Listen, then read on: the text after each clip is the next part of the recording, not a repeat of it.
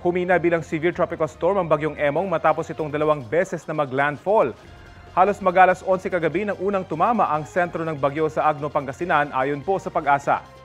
Kaninang 5:10 ng umaga nang maglandfall naman ito sa Candon, Ilocos Sur.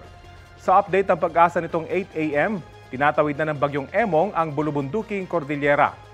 Mamayang tanghali o hapon, posibleng nasa bahaging Babuyan Islands na ang bagyo. Bukas, inaasahang nasa labas na ito ng Philippine Area of Responsibility.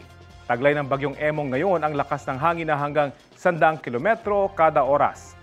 Tropical Cyclone Wind Signal number 3 ang pinakamataas na babala ngayon ng bagyo.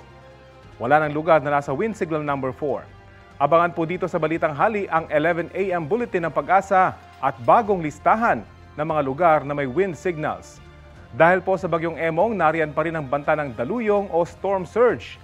Posibleng umabot sa 2.1 to 3 meters ang taas ng alon sa dagat sa ilang coastal areas ng Ilocos Norte, Ilocos Sur, La Union at Pangasinan.